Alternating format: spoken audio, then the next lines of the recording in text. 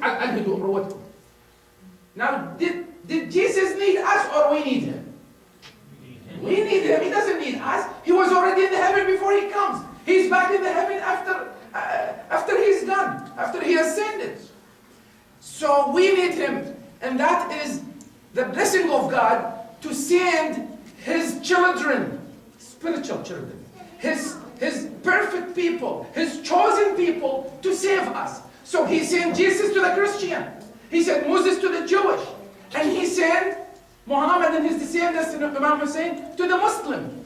They play different role, but one goal. They sacrifice themselves so we can live, so we can have Islam, so we can have Christianity, so we can have faith. Because without faith, human is worse than animal. And these great people brought message from God to us. And that's why we thank them. We thank God for them. We thank them for their sacrifice. Imagine Imam Hussein with a little baby. He said, he came to Karbala, with 70 people, and he said, okay, 70,000 army fighting him.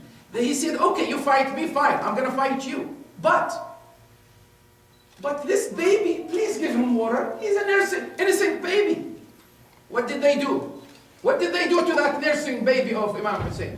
Well, they threw an arrow on his head. They had no forgiveness in their soul. You know, they had nothing. They didn't even think of the child that was in his hand. The kid, his tongue was sticking out from the air, from the hotness. Because you can imagine, in Iraq, Karbala, it's very hot. And it was very hot. And the kid, you just want, you know, it's a child. You know, the way they don't, you know, it's a child. How could they not give water to a child? They throw an arrow instead on his head, right through his head. What did they do to Hussein's brother, Abbas, when he went to bring water? What did they do to his hand? He went to go get water for the orphans. He went and then he couldn't come back because they threw arrows.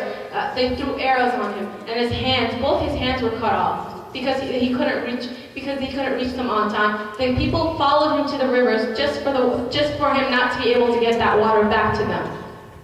So the hands that bring him water to the orphans and a nursing baby, they cut it off. Until today, there is certain kind of politician and oppressors in this world. We need to fight them peacefully, one way or another. We need to fight them so they can not kill innocent people anymore.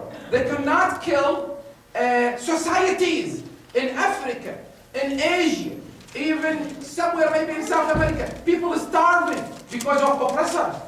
We need to stop them. We need to bring them water. We need to bring them food. There is millions of people, atheists in this world. Oppressors don't want to believe in God. Whether Muslims or Christian or Jewish, they don't want to worship God. We need to stop them because human beings need God. Creation needs creator. Without the creator, we are lost. So this is why we are commemorating Karbala. Somebody have a question there? Yes. Yeah, I was wondering why they were doing that to Imam Hussein. Was he the ruler at the time and they wanted to take over? And who are they that were not allowing water or... Well, it was a big army. It was very big. It was 70,000 people. Imam Hussein wasn't a leader. He was a person who thought of the right. He knew the right path, kind of thing.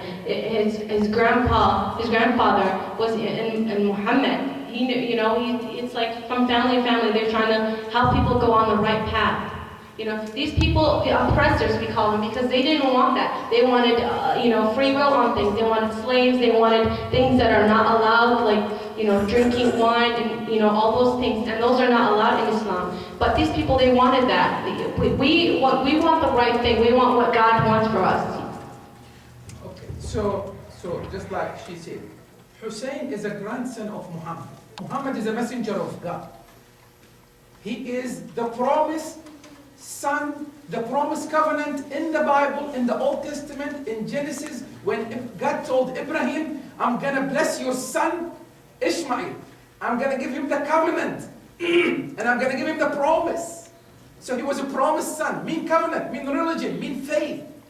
So since Ishmael till Muhammad, there is no son of Abraham received the covenant. Muhammad did. And that's the Quran. It's not us, it's in the Bible.